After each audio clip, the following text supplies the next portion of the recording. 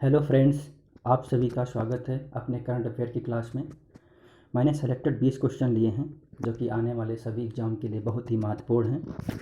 आइए देखते हैं 21 क्वेश्चन। 800 करोड़ रुपए की अनुमानित लागत से भारत का पहला वाटर विला कहाँ बनाया जा रहा है? इसके 4 ऑप्शन दिए गए हैं। इसका सही ऑप्शन है लक्षद्वीप। और दूसरा इसका आंसर होगा अंडमान निकोबार द्वीप समूह। वाटर विला मालदीव की तर्ज पे बनाया जा रहा है, जो कि छिछले समुद्र वाटर में एक झोपड़ी के टाइप से बनाया जाता है, जिसमें टूरिस्ट को बढ़ावा देने के लिए ये काम किया जाता है। अगला क्वेश्चन की तरफ बढ़ते हैं। हाल ही में भारत सरकार ने अपने सर्वोच्च खेल सम्मान राजीव गांधी खेल रत्न पुरस्कार का नाम बदलकर क्या कर दिया है? इसमें 4 ऑप्शन दिए गए हैं। सही आंसर है आपका मेजर ध्यानचंद खेल रत्न पुरस्कार, ऑप्शन बी।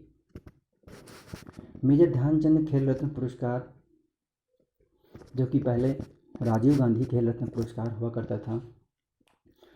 राजीव गांधी खेल रत्न पुरस्कार 1991-92 से शुरुआत की गई थी और इसमें 25 लाख रुपए का नगद धनराशि दी जाती थी, जो कि अब मेजर ध्यानचंद खेल रत्न पुरस्कार के नाम से दिया जाएगा, जो कि भारत में खेल के क्षेत्र में दिया जाने वाला सबसे बड़ा पुरस्कार है। अब जान लेते हैं कुछ मेजर ध्यानचंद के बारे में। मेजर ध्यानचंद हॉकी के जादूगर कहे जाते हैं। इन्होंने 1928, 1932 और 1936 में लगातार 3 ओलंपिक में, जो कि एम्स्टर्डम, लॉस एंजल्स और बर्लिन में हुए थे, तीनों प्रतियोगिताओं में इन्होंने गोल्ड भारतीय हॉकी टीम को दिलाया था। ध्यानचंद जी इलाहाबाद में का जन्म हुआ था 29 अगस्त 1905 को, और 29 अगस्त को ही राष्ट्रीय खेल दिवस के रूप में मनाया जाता है। आइए अब बात करते हैं क्वेश्चन नंबर 23। हाल ही में जूलॉजिकल सर्वे ऑफ इंडिया की पहली महिला निदेशक कौन बनी है?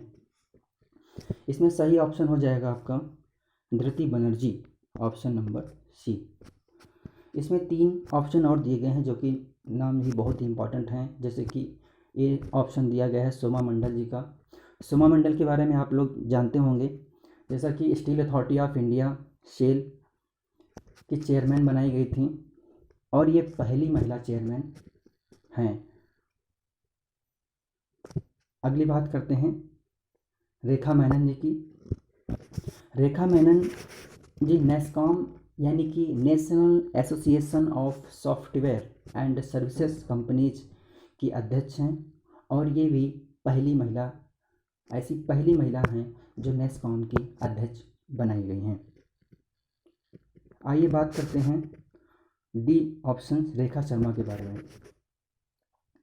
रेखा शर्मा जी राष्ट्रीय महिला आयोग की 2015 में सदस्य हुई और 2018 में इनको अध्यक्ष बनाया गया। फिर अगस्त 2021 में इनका कार्यकाल समाप्त हो रहा था, जो कि महिला एवं बाल विकास मंत्रालय ने सूचना जारी कर इनको 3 साल का विस्तार दे दिया है। आइए बात करते हैं क्वेश्चन नंबर 24 की।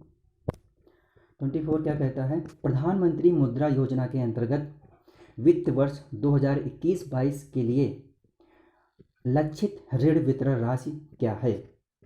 जिसमें 4 ऑप्शन दिए गए हैं। इसका सही आंसर होगा ऑप्शन नंबर ए 3 ट्रिलियन रुपए। जैसा कि आप जानते होंगे 1 ट्रिलियन 1 लाख करोड़ रुपए के बराबर होता है। 1 ट्रिलियन 1 लाख करोड़ रुपए के बराबर होता है, यानी कि इनको इस योजना में ऋण के लिए 3 लाख करोड़ रुपए का लक्ष्य रखा गया है।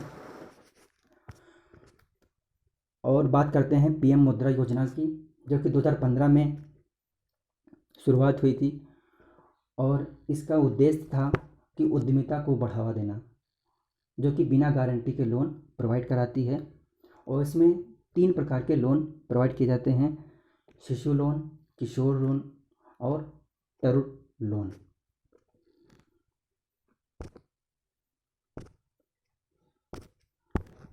आइए बात करते हैं 25 नंबर क्वेश्चन की।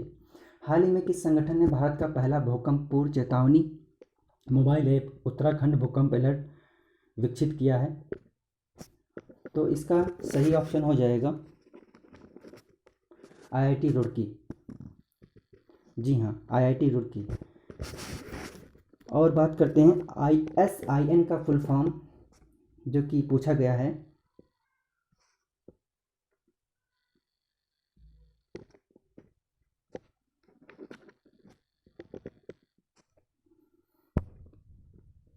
ट्वेंटी 26 नंबर की, सेबी ने ऋण सुरक्षा पर मुद्दों की पहचान के लिए एक अद्वितीय संख्या ISIN आवंटित की है। ISIN का पूर्ण रूप क्या है? इसका सही पूर्ण आंसर होगा इंटरनेशनल सिक्योरिटी आइडेंटिफिकेशन नंबर।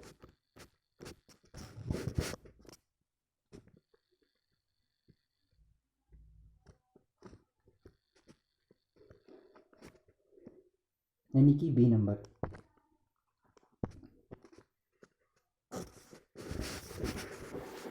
बात कर लेते हैं यहीं पे सेबी के बारे में। सेबी की स्थापना जो है भारतीय प्रतिभूति और विनिमय बोर्ड अधिनियम 1992 में के तहत अप्रैल 1992 में इसकी स्थापना हुई थी। और सेबी का मुख्यालय मुंबई में है और सेबी के अध्यक्ष अजय त्यागी जी हैं।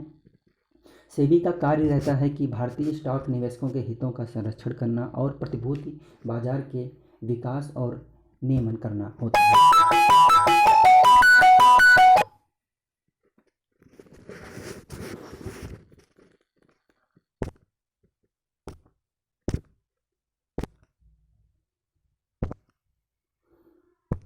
अब नेक्स्ट क्वेश्चन की बात करते हैं 27। हाल ही में किस मंत्रालय ने ट्रांसजेंडर व्यक्तियों को सुरक्षित आश्रय प्रदान करने के लिए एक संगठन गरिमा गृह लॉन्च किया है? इसका सही ऑप्शन हो जाएगा सामाजिक न्याय और अधिकारिता मंत्रालय, ऑप्शन नंबर सी।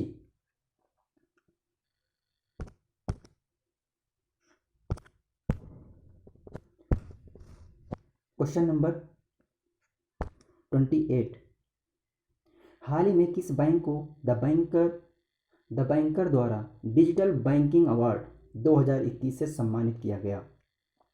इसका सही ऑप्शन हो जाएगा DBS bank, option number D. DBS bank ये जो है इसका फुल फॉर्म होता है डेवलपमेंट बैंक ऑफ सिंगापुर। यानी कि ये DBS जो बैंक है सिंगापुर की मल्टीनेशनल बैंक है, जिसको द बैंकर द्वारा डिजिटल बैंकिंग अवार्ड 2021 का दिया गया है। बात कर लेते हैं डिजिटल बैंकिंग अवार्ड के बारे में। ये जो है नई बैंकों को और डिजिटल बैंकिंग पहल और रणनीति और उनके परिवर्तन के लिए कदम जो उठाए जाते हैं, परिवर्तनीय कदम, उसके लिए दिया जाता है। अब क्वेश्चन नंबर बात करते हैं 23। हाल ही में किस राज्य की सरकार ने गोरख धंधा शब्द के इस्तेमाल पर प्रतिबंध लगाया है? इसका सही ऑप्शन हो जाएगा आपका ऑप्शन नंबर सी, हरियाणा सरकार ने बैन कर दिया है गोरख धंधा शब्द, जो कि गुरु गोरखनाथ बाबा के नाम पे शब्द है, जो कि उनकी गरिमा को ठेस पहुंचाता है। इसलिए हरियाणा सरकार ने इस शब्द के इस्तेमाल पर प्रतिबंध लगा दिया है।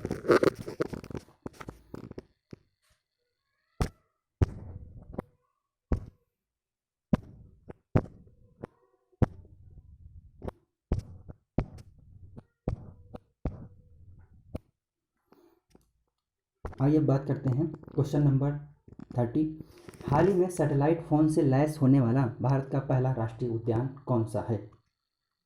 इसका सही ऑप्शन हो जाएगा ऑप्शन नंबर ए, काजीरंगा राष्ट्रीय उद्यान। काजीरंगा, जो कि आप सभी जानते होंगे, असम राज्य में स्थित है और सैटेलाइट फ़ोन से लैस होने के बाद इसका फ़ायदा ये मिलेगा कि अवैध शिकार और बाढ़ जैसे मुद्दों से निपटने में मदद मिलेगी।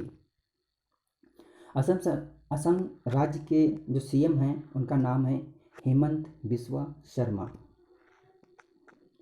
क्वेश्चन नंबर 31, हाल ही में किस राज्य में भारत का पहला ड्रोन फॉरेंसिक प्रयोगशाला एवं अनुसंधान केंद्र शुरू हुआ है? इसका सही ऑप्शन हो जाएगा option number B, Kerala. Kerala के सीएम पिनराई विजयन ने पुलिस विभाग की ड्रोन फॉरेंसिक प्रयोगशाला शुरू किया है, जो कि बहुत ही अच्छा कदम है।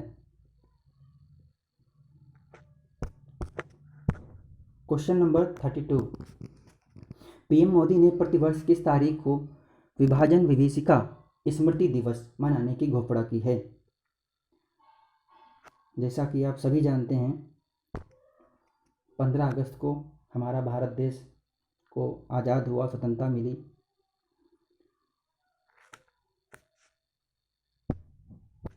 लेकिन जो दुर्भाग्यपूर्ण जो क्षण है 14 अगस्त को, आज़ादी के एक दिन पहले, उसको भुलाया नहीं जा सकता,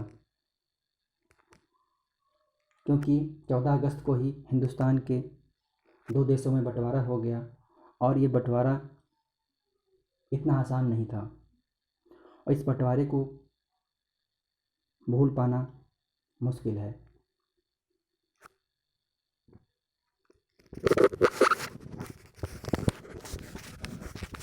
तो 14 अगस्त को स्वतंत्रता सेनानियों के संघर्ष और बलिदान को याद करने के लिए पीएम मोदी जी ने विभाजन विभीषिका स्मृति दिवस मनाने की घोषणा की है। आइए क्वेश्चन नंबर 33 की बात करते हैं। हाल ही में किस राज्य की सरकार ने आईटी क्षेत्र में राजीव गांधी पुरस्कार देने की घोषणा की है? इसका सही ऑप्शन हो जाएगा ऑप्शन नंबर ए, महाराष्ट्र। जैसा कि आप सभी जानते हैं, महाराष्ट्र में शिवसेना पार्टी की सरकार है और जिनके सीएम उद्धव ठाकरे जी हैं और उन्हीं की सरकार ने ये कदम उठाया है और सूचना और प्रौद्योगिकी मंत्रालय ने इस पुरस्कार की घोषणा की है। आइए क्वेश्चन नंबर 34 की बात करते हैं। हाल ही में athletics federation of India AFI ने नीरज चोपड़ा के सम्मान में प्रतिवर्ष किस तारीख को भाला फेंक दिवस मनाने की घोषणा की है? भाला फेंक दिवस मनाने के लिए 7 अगस्त का दिन सेलेक्ट किया गया है। जैसा कि नीरज चोपड़ा जी ने टोक्यो ओलंपिक 2020 में प्रतिभाग करते हुए भारत को गोल्ड मेडल दिलाया है।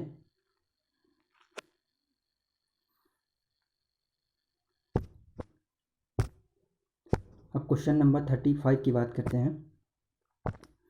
8 अगस्त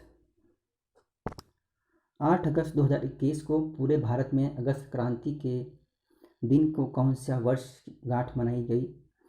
तो ये आपका सही ऑप्शन हो जाएगा बी ऑप्शन है, 79वां। आप लोग देख लीजिएगा, कहीं कहीं पे अगस्त क्रांति को 9 अगस्त भी लिखा हुआ है, क्योंकि 9 अगस्त को ही ग्वालियर टैंक से के मैदान से गांधी जी ने भारत छोड़ो आंदोलन की घोषणा की थी और उसी की याद में अगस्त क्रांति का दिन मनाया जाता है। और जिस मैदान में गांधी जी ने भारत छोड़ो या अगस्त क्रांति की शुरुआत की घोषणा की थी, उसको अगस्त क्रांति का मैदान भी कहते हैं। इसी में गांधी जी ने कहा था, करो और मरो का नारा दिया था। अब क्वेश्चन नंबर 36 की बात करते हैं। टोक्यो ओलंपिक 2020 में भारत ने कुल कितने पदक जीते हैं?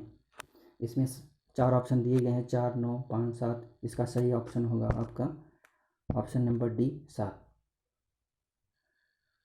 जिसमें 7 में 1 गोल्ड है, 2 सिल्वर और 4 ब्रॉन्ज, यानी कि 7 टोटल भारत को मेडल मिले हुए हैं। और ये भारत का सबसे अच्छा प्रदर्शन माना जा रहा है, जिसमें गोल्ड में नीरज चोपड़ा जी भाला फेंक कर गोल्ड मेडल भारत को दिलाए हैं। 2 मेडल जो सिल्वर हैं उसमें रवि दाहिया कुश्ती में और मीराबाई चानू जी ने वेट लिफ्टिंग में। और 4 जो मेडल ब्रॉन्ज में हैं, पीवी सिंधु ने बैडमिंटन में, लवलीना ने बॉक्सिंग, बजरंग पुनिया जी कुश्ती और पीवी सिंधु और पुरुष हॉकी टीम, भारत की पुरुष हॉकी टीम ने ब्रॉन्ज मेडल जिताया है, जो टोटल जाके 7 मेडल हो जाते हैं। आइए बात करते हैं क्वेश्चन नंबर 37 की। हाल ही में कौन कोविड-19 के खिलाफ 100% वैक्सीन करने वाला भारत का पहला शहर बन गया है?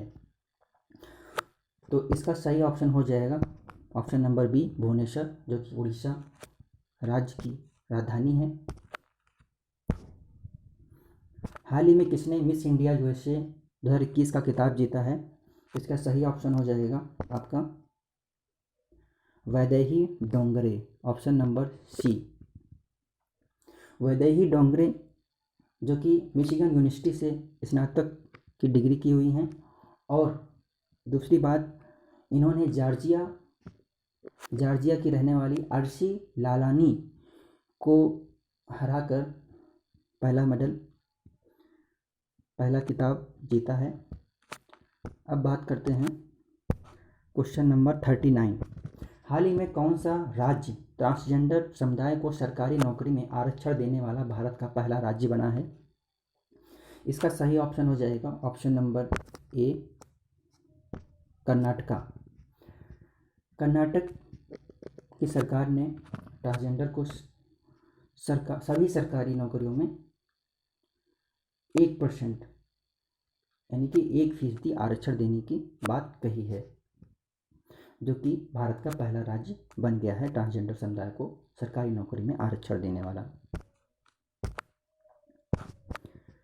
अब बात करते हैं लास्ट यानी कि 14 क्वेश्चन की।